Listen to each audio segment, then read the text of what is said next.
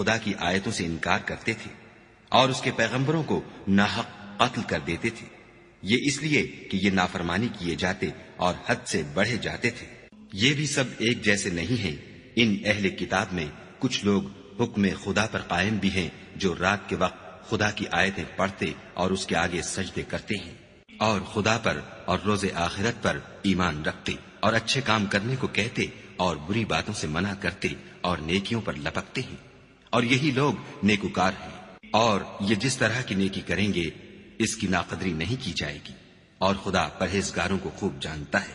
جو لوگ کافر ہیں ان کے مال اور اولاد خدا کے عذاب کو ہرگز نہیں ٹال سکیں گے، اور یہ لوگ اہل دوزخ ہیں کہ ہمیشہ اسی میں رہیں گے۔ یہ جو مال دنیا کی زندگی میں خرچ کرتے ہیں اس کی مثال ہوا کسی ہے جس میں سخت سردی ہو اور وہ ایسے لوگوں کی کھیتی پر چلے جو اپنے آپ پر ظلم کرتے تھے اور اسے تباہ کر دے، اور خدا نے ان پر کچھ ظلم نہیں کیا بلکہ یہ خود اپنے اوپر ظلم کر رہے ہیں۔ مومنوں، کسی غیر مذہب کے آدمی کو اپنا رازدار نہ بنانا۔ یہ لوگ تمہاری خرابی اور فتنہ انگیزی کرنے میں کسی طرح کی کوتاہی نہیں کرتے اور چاہتے ہیں کہ جس طرح ہو تمہیں تکلیف پہنچے۔ ان کی زبانوں سے تو دشمنی ظاہر ہو ہی چکی ہے، اور جو کینے ان کے سینوں میں مخفی ہیں وہ کہیں زیادہ ہیں۔ اگر تم عقل رکھتے ہو تو ہم نے تم کو اپنی آیتیں کھول کھول کر سنا دی ہیں۔ دیکھو، تم ایسے صاف دل لوگ ہو کہ ان لوگوں سے دوستی رکھتے ہو حالانکہ وہ تم سے دوستی نہیں رکھتے، اور تم سب کتابوں پر ایمان رکھتے ہو اور وہ تمہاری کتاب کو نہیں مانتے، اور جب تم سے ملتے ہیں تو کہتے ہیں ہم ایمان لے آئے ہیں، اور جب الگ ہوتے ہیں تو تم پر غصے کے سبب انگلیاں کاٹ کاٹ کھاتے ہیں۔ ان سے کہہ دو کہ بدبختو، غصے میں مر جاؤ، خدا تمہارے دلوں کی باتوں سے خوب واقف ہے۔ اگر تمہیں آسودگی حاصل ہو تو ان کو بری لگتی ہے، اور اگر رنج پہنچے تو خوش ہوتے ہیں، اور اگر تم تکلیفوں کی برداشت اور ان سے کنارہ کشی کرتے رہو گے تو ان کا فریب تمہیں کچھ بھی نقصان نہ پہنچا سکے گا۔ یہ جو کچھ کرتے ہیں خدا اس پر احاطہ کیے ہوئے ہے۔ اور اس وقت کو یاد کرو جب تم صبح کو اپنے گھر سے روانہ ہو کر ایمان والوں کو لڑائی کے لیے مورچوں پر موقع بموقع متعین کرنے لگے، اور خدا سب کچھ سنتا اور جانتا ہے۔ اس وقت تم میں سے دو جماعتوں نے جی چھوڑ دینا چاہا، مگر خدا ان کا مددگار تھا، اور مومنوں کو خدا ہی پر بھروسہ کرنا چاہیے۔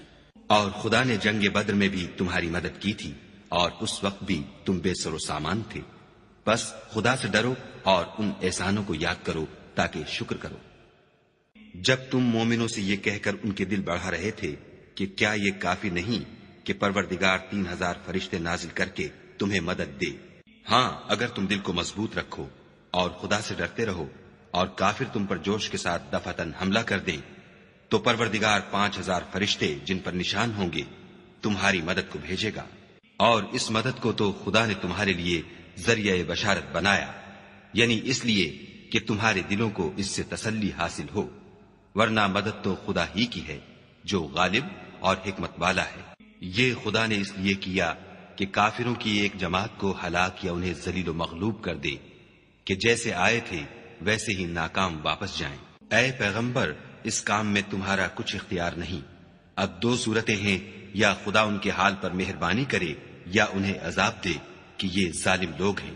اور جو کچھ آسمانوں میں ہے اور جو کچھ زمین میں ہے سب خدا ہی کا ہے، وہ جسے چاہے بخش دے اور جسے چاہے عذاب کرے، اور خدا بخشنے والا مہربان ہے۔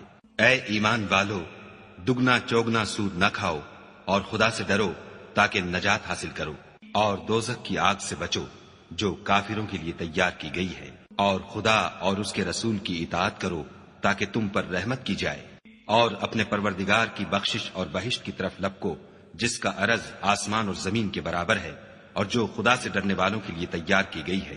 جو آسودگی اور تنگی میں اپنا مال خدا کی راہ میں خرچ کرتے ہیں اور غصے کو روکتے اور لوگوں کے قصور معاف کرتے ہیں، اور خدا نیکوکاروں کو دوست رکھتا ہے۔ اور وہ کہ جب کوئی کھلا گناہ یا اپنے حق میں کوئی اور برائی کر بیٹھتے ہیں تو خدا کو یاد کرتے اور اپنے گناہوں کی بخشش مانگتے ہیں، اور خدا کے سوا گناہ بخش بھی کون سکتا ہے، اور جان بوجھ کر اپنے افعال پر اڑے نہیں رہتے۔ ایسے ہی لوگوں کا صلہ پروردگار کی طرف سے بخشش اور باغ ہیں جن کے نیچے نہریں بہ رہی ہیں، اور وہ ان میں ہمیشہ بستے رہیں گے، اور اچھے کام کرنے والوں کا بدلہ بہت اچھا ہے۔ تم لوگوں سے پہلے بھی بہت سے واقعات گزر چکے ہیں، تو تم زمین میں سیر کر کے دیکھ لو کہ جھٹلانے والوں کا کیسا انجام ہوا۔ یہ قرآن لوگوں کے لیے بیان صریح اور اہل تقوی